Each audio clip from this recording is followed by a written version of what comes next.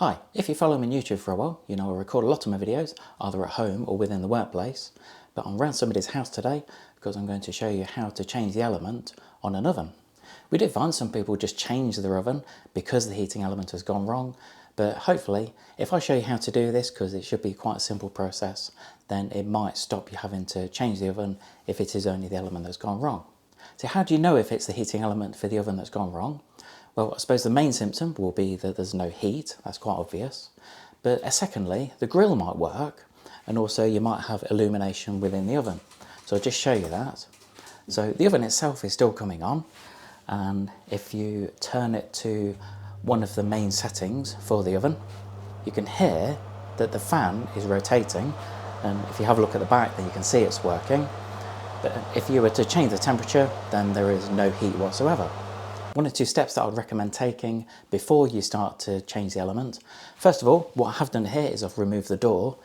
Rather than me on the floor here and trying to lean over, what I don't want to do is to lean on the door and damage that, because that will really be a pain. So I've removed the door, which you can do on most ovens. You might need to refer to the manufacturer's instructions to show you how to do it. Secondly, what I'm going to do is I'm just going to turn the power off, because taking the element out is going to require removing a couple of electrical connections. Now that I've got the power turned off, all you need to do is to remove this back plate of the oven, and that will give us access to the element behind it. Now, depending on the oven you've got, it could vary. So you could find that it could be a couple of screws, or on here, I've actually got 2 screws at the top, and normally I would have 1 screw at the bottom here, but it is missing this. So all I'm going to do is just to remove this. Now, I must admit, sometimes, I suppose especially if you've had an oven for quite a while, it could be quite dirty, the screws, so they could be quite difficult to get undone. So it could take a little bit of, I suppose, cleaning of the screw holes inside the screw first. Also, get a torch in there just to check what type of screw it is. On this, it is the Torx fitting. So just make sure you've got the relevant screwdriver or Torx fitting before you start this, because what you don't want to do is to round the heads off. So now we've got that panel unscrewed, just pop that to one side. I'm just going to take the screws out as well. Now you can see this is the element that we'll be changing.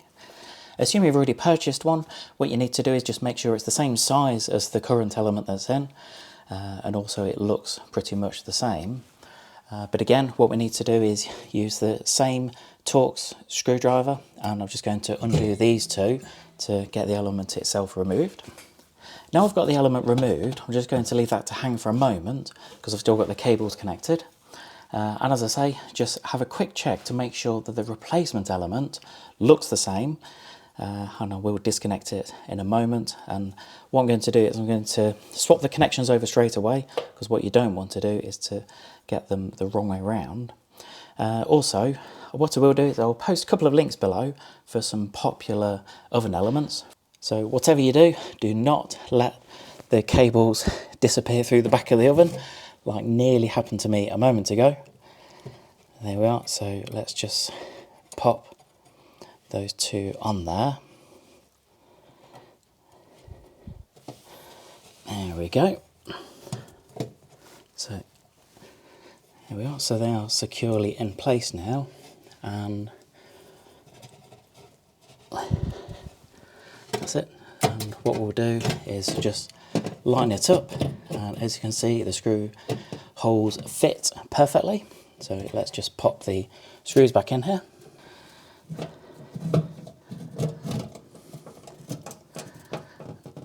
There we are, so they don't need to be too tight, but just make sure that the element itself isn't going to fall out.